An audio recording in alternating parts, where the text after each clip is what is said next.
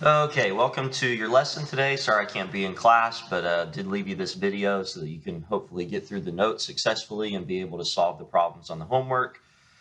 All right, so hopefully this will be entertaining enough for you and we'll get through everything. Just as an announcement, you see on the top of your notes there, you guys are going to quiz over angles and measures on Monday. So I'm not going to have you quiz today. You can come in Monday and ask me questions and then we can quiz then. All right, here we go. So there are a lot of definitions today. So Roman numeral 1 is just going to be all of the information, and then Roman numeral 2 will actually solve the problem. So here's your first definition. Standard position just means an angle with its vertex at the origin. One ray, that's just really a fancy word for a side, is on the positive x-axis. So the positive x-axis is always going to be the initial side or where the angle begins. So remember that as we go throughout today, you're always going to start on the positive x-axis, okay, which you'll see where that is here in just a second if you're not sure what I'm talking about. Okay, so here's the picture of an angle that's in standard form. Notice the blue side is down on the positive x-axis. That's the initial side. The red vertex is at the origin, and then that green side is what's called the terminal side, and that's what forms an angle with the side that's on the positive x-axis. This picture right here is not in standard position, and that's because the initial side is not on the x-axis, so that has to be on the x-axis in order for it to be in standard position. And then here, the vertex is not at the origin. Okay, so those are really the two things you need to be in standard position. You need to be vertex at the origin and the initial side on the x-axis. Okay, the second definition is a positive angle. So positive angles rotate in the counterclockwise direction. Okay, so remember everything starts at the positive x-axis. And so let's say that I had an angle here. This positive angle would rotate in the counterclockwise direction. Okay, oppositely, negative angles will rotate in the clockwise direction. So starting at the positive x-axis and then rotating down, if you want to think about it like that. So for instance, something, if it was in the third quadrant, it would rotate this way, okay, and that would be a negative angle. So here's the picture to kind of show you what I'm talking about. Now, when you draw these in standard position, which we'll do in a minute, you have to have these arrows right here, okay, to indicate which direction the angle is rotating so I can know if it's a positive or a negative angle. So just keep that in mind a little later. Okay, trig functions. This should be a review from geometry. So I have put a triangle here, and you should hopefully remember from geometry the acronym SOHCAHTOA. Okay, so I'm going to write that down here, SOHCAHTOA. Yes, I know, some old hippie, blah, blah, blah, whatever your geometry teacher said. Okay, but this is really useful to help us remember the ratios for the three trig functions, sine, cosine, and tangent. Okay, so if I'm looking at my triangle here, here is my angle theta right there. The opposite side to theta is just the side that is across from angle theta, which would be here. Okay, so that would be the side that I've called y. The adjacent side means the side that's next to the angle. So the side that's next to the angle is this side x. And then remember, the hypotenuse is always the side that is across from the right angle right there. Okay, so that's how I know that r is the hypotenuse. All right, and then if I use SOHCAHTOA to set up the three trig ratios, that means that cosine is going to be the adjacent over hypotenuse, which in this case would be x over r. Okay, so there you see the first ratio for cosine. Sine theta is going to be y over r. That's the opposite over the hypotenuse. So this right here is the opposite. This is the hypotenuse. But I'm going to think of it as y over r, not as opposite over hypotenuse. And you'll see why later when we work problems. And then tangent theta is going to be y over x. Now, the last thing I want to put up here is a way for you to figure out what r is if you're given x and y. Okay, and so if I know that this is a right triangle, that means that Pythagorean theorem applies, which, okay, you probably remember as a squared plus b squared equals to c squared for right triangles. But we don't have a, b, and c here. Our sides are called x, y, and r. And so the formula is going to be x squared plus y squared is equal to r squared. All of these things need to be memorized. Okay, so please make sure that you get them memorized. If you don't memorize them, it's going to be very hard for you to make a good grade on the quiz or on the test. So I really implore you to start getting this stuff memorized. Okay, this is a very important screen right here, and you already have it all filled in on your notes, so you're going to have to pay attention to mine as I kind of fill it in a little bit at a time. So the first thing we want to talk about is the numbering of the quadrants. Okay, so you might remember from Algebra 1 or maybe even before then, the way that we number the quadrants, the top right quadrant is the first quadrant, okay? And then we kind of go counterclockwise for the rest of the quadrants. So there you have it right there. The first quadrant is top right, top left is quadrant 2, bottom left is quadrant 3, and bottom right is quadrant 4. So that's how we name the quadrants. Okay, remember earlier I said that the initial side of an angle is the positive x-axis. So if we want an angle with 0 degrees, that's going to be at the positive x-axis. And so there you see in blue the degree measure, and in red is the radian measure. Okay, so 0 degrees and 0 radians is at the positive x-axis. If I go 90 degrees in the counterclockwise direction, so if I go up to this axis, okay, then hopefully you could be able to tell me that I've gone 90 degrees or pi over 2 radians. You might not have known the radians. That's okay. We're going to practice more with those a little bit later, but certainly hope you could have told me that that was 90 degrees. Okay, so the positive y-axis is 90 degrees in pi over 2. If I go to the negative x-axis, so if I go another 90 degrees from where I'm at, okay, that's going to be 180 degrees. And then if I went half of a pi, which is really what this is really 1/2 pi. Okay, if I go another half of a pi, then that's going to put me at 180 degrees or 1 whole pi radians. Okay, and hopefully you remember us talking last time about the fact that 180 degrees and pi radians are equivalent. So that's kind of why those are both in the same spot here. Okay, if I go another 90 degrees to the negative y-axis, then that's going to be 270 degrees.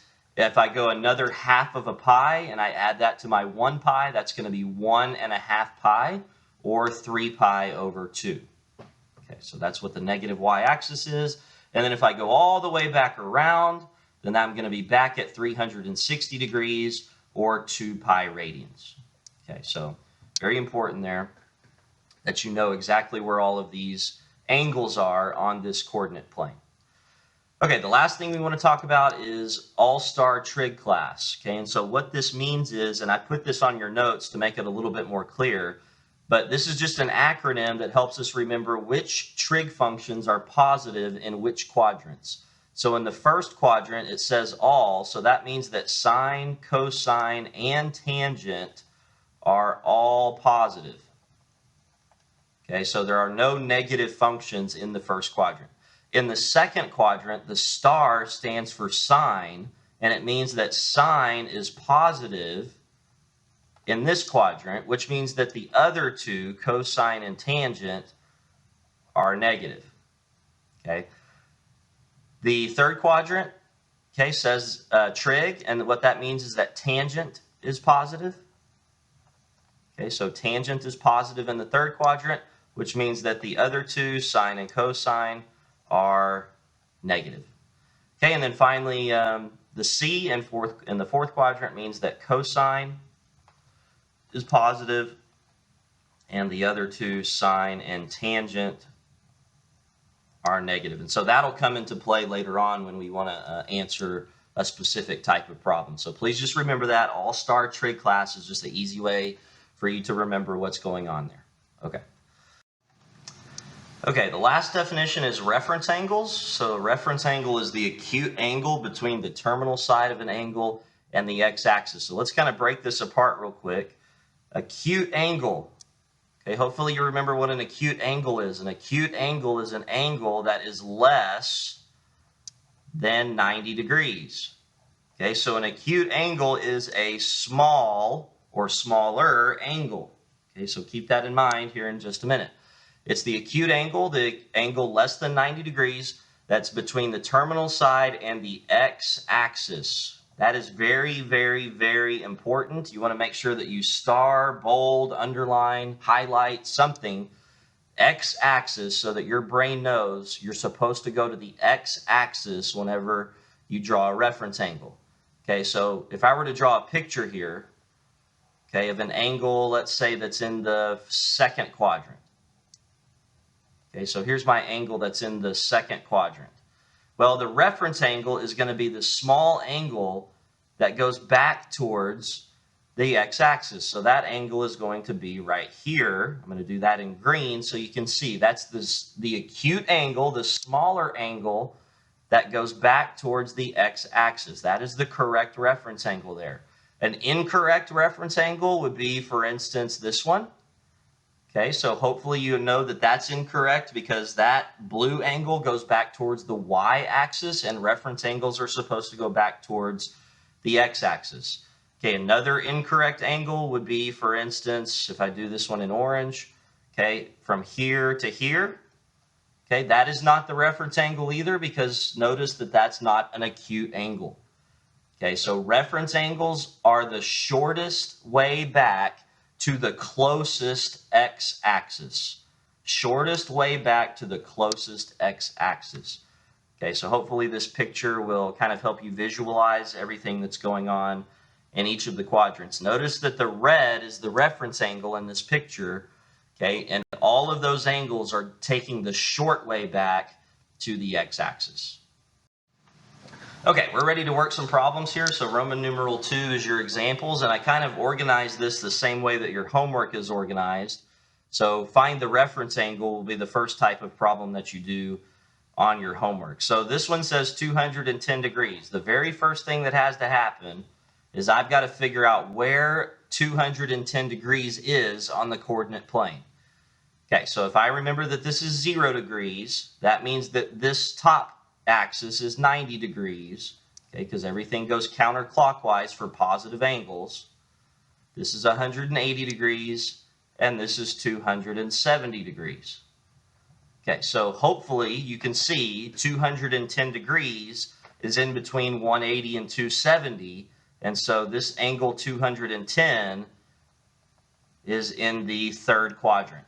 Okay, so it rotates around as a positive angle, somewhat like that.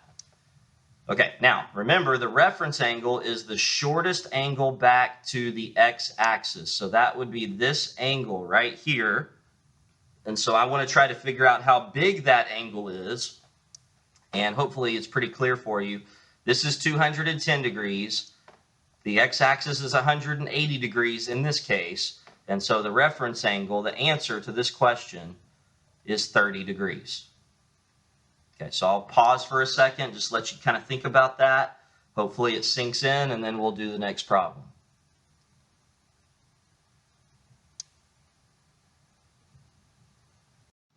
Okay, example 2, negative 35 degrees. Okay, so again, I'm going to try to draw this in the right quadrant. And so if this is 0 degrees, this is now a negative angle. So remember, negative angles go clockwise, which means if I go clockwise, this is going to be negative 90 degrees now. This is going to be negative 180 degrees, and this is going to be negative 270 degrees. Okay, so negative 35 degrees is going to put me in the fourth quadrant, which is here, and this is a negative angle that rotates that direction, and that's negative 35 degrees.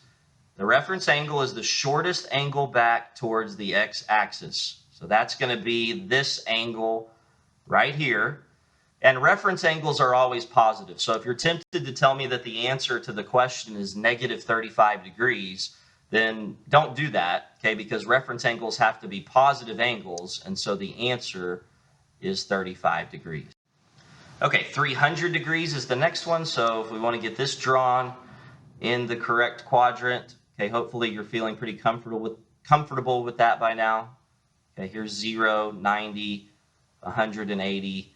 Here is 270. Okay, and then obviously if I went all the way back around the circle, this would be 360 degrees. And so 300 degrees is in this quadrant, and it is a positive angle, so it rotates around this way, starting from the positive x-axis. The reference angle, I'm going to say it again just to make sure you understand, it is the smallest path back towards the x-axis. Well, that in this case is going to be right here. So that's our reference angle, and that reference angle is going to be the difference between 360 and 300, which is 60 degrees. Okay, so that's the answer to this particular question. Okay, example 4 is 585 degrees. So that's actually a really big angle, okay? But as you're going to see in a minute, it's going to look similar to something else. So this is going to be 0 degrees. If I go all the way around the circle, that's going to put me back at 360. Okay, and I'm trying to get up to 585. So if I go another 90 degrees, this is going to be 450 degrees. This is going to be 540 degrees. And this is going to be 630 degrees. So I'm just adding 90 every time that I get to a new axis. Okay, so now hopefully it's clear that this angle 585 degrees is in the third quadrant. To get there, we had to rotate all the way around the circle and then come back around again to get to 585. Okay, so the reference angle is going to be back towards the x-axis, so I'm change my color and put it in something else here. The reference angle is going to be here. Okay, notice that this is 585 degrees. That's 540 degrees right there, and so the difference in those guys is 45 degrees. So that would be the reference angle for that one. Okay, I'm going to give you a chance to try this one on your own. And so if somebody wants to come up and pause the video, then that would be good. Give everybody a chance to try this problem, a couple of minutes or so, and then resume the video so that you can figure out what the answer is.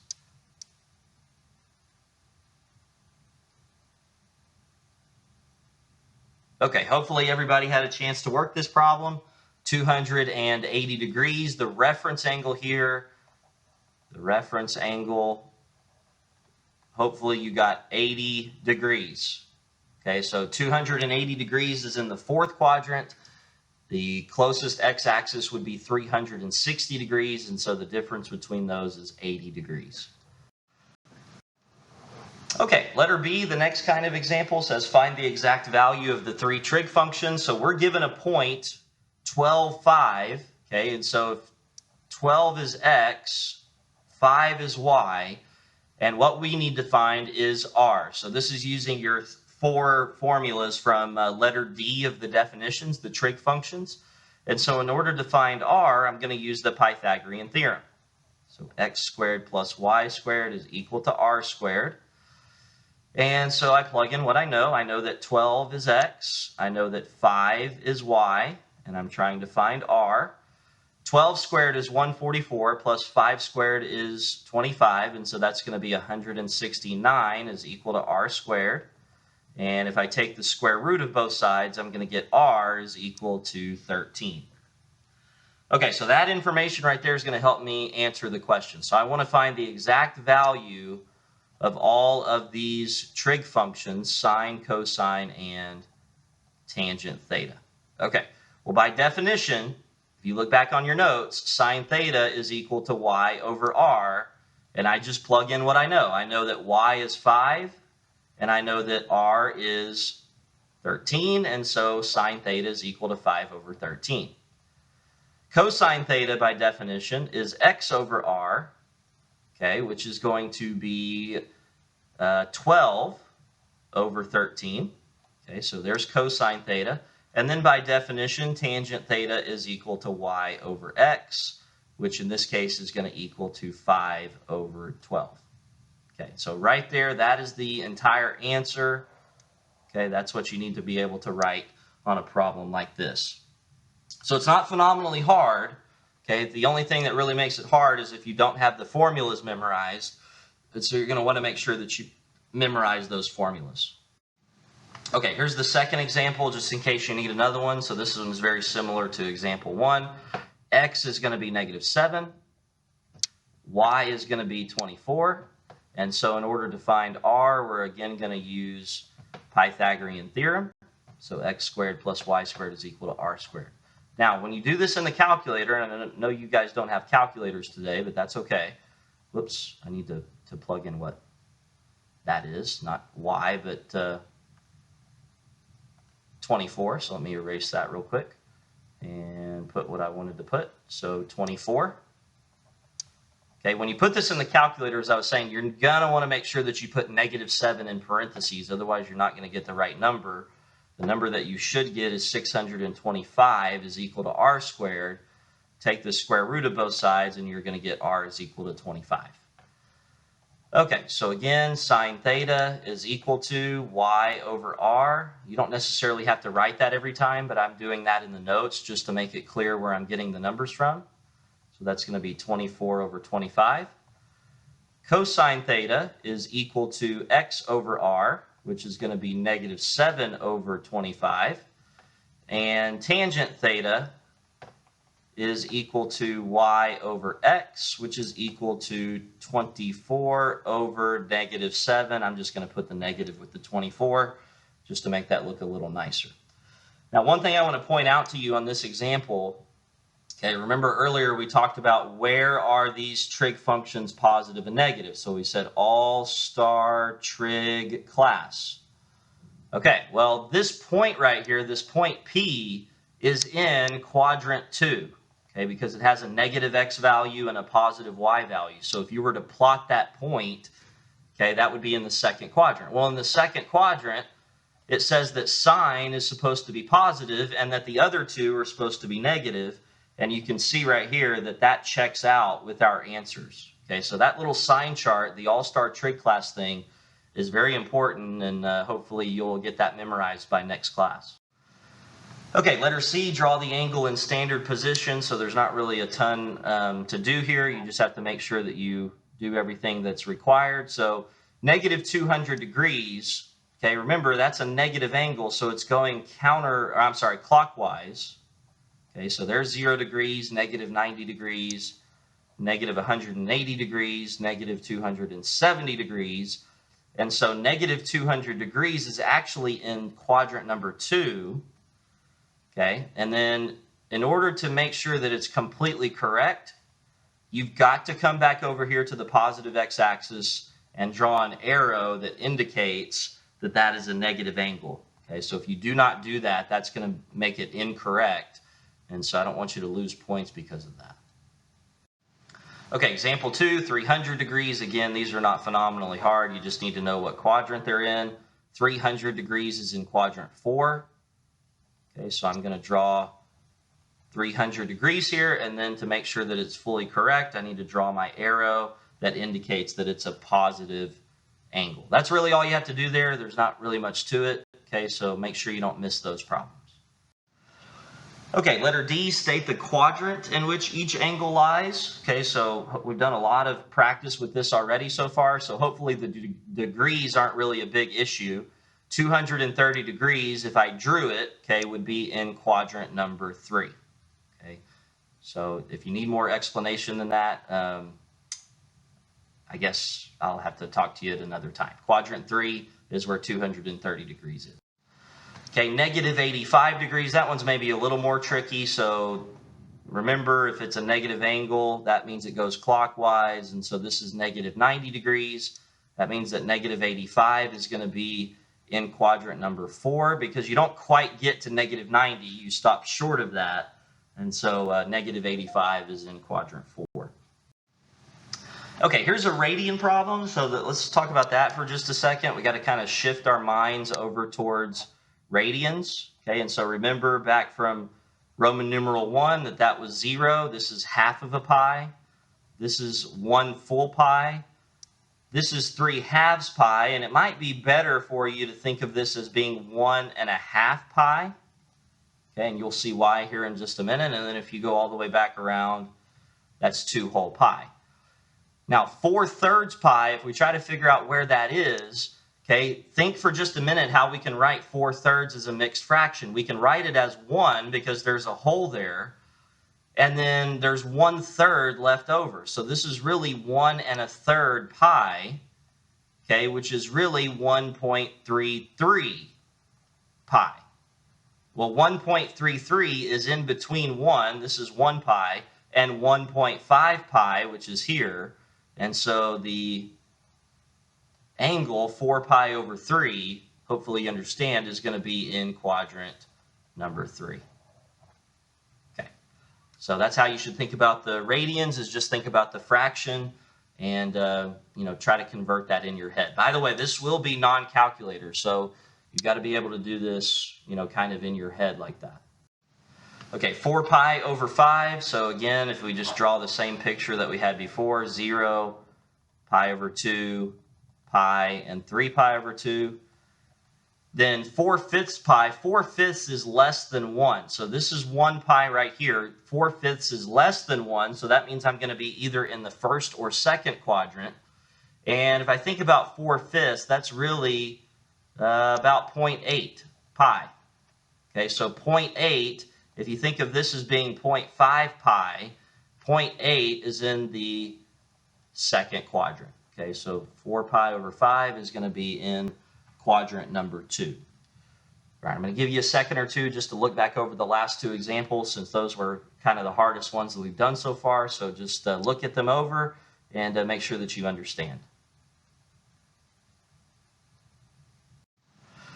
Okay, the last thing we want to do here is to state if the trig expression is positive or negative. So the first thing we're going to have to be able to do is figure out what quadrant it's in, and then we're going to use our sine chart, our all-star trig class, to determine if it's positive or negative. So 165 degrees is in quadrant number 2, okay, because it's in between 90 and 180. And if I write in all-star trig class here, then that means that sine in that quadrant is positive. And since this says sine of an angle that's in the second quadrant, then sine of 165 degrees is going to be a positive number. Okay, so the answer here is positive. Now, if it had said cosine of 165 degrees, this would have been negative because cosine in the second quadrant is negative. And same thing if it had said tangent of 165 degrees, that would have also been negative. So just keep that in mind. Okay, cosine of 210 degrees. 210 degrees is going to be in the third quadrant. And if I write in all-star trig class, then in the third quadrant, tangent is the only one that's positive. And so since this says cosine of 210, the cosine of 210 is going to be negative. Now, if it had said tangent of 210, since tangent is positive in the third quadrant and 210 is in the third quadrant, that value would have been a positive value. Okay, cosine of 5 pi over 3. So this is a radian measure, so we need to figure out which quadrant it's in. 5 pi over 3, okay, if I think about that in terms of a mixed fraction, is going to be 1 2/3 pi. Okay, well that's really 1.67 roughly pi, which if I think about where everything is on here, I know that this is pi, this is 1.5 pi, and this is 2 pi. And so 1.67 is going to be in the fourth quadrant. Okay, well, all-star trig class means that cosine in the fourth quadrant is going to be positive, and since this is cosine of an angle in the fourth quadrant, this is going to be a positive answer. Okay, last example, sine of 4 pi over 3. So we did 4 pi over 3 a little bit earlier in the notes. 4 pi over 3, if you remember, was in the third quadrant since it was written as 1 1/3, okay, which is in between 1 and 1.5. And so since this is in the third quadrant, and in the third quadrant, tangent is the only one that's positive, and this says sine, then sine of 4 pi over 3 is going to be negative. Okay. So hopefully everything kind of came together there for you and you kind of understand how to use everything. If you have questions, then I'll have tutoring before school tomorrow, or you can come see me next week. But you will have a quiz over angles and measures next time. You won't quiz over this stuff until later in the week next week. Y'all have a good weekend. See you later. Bye.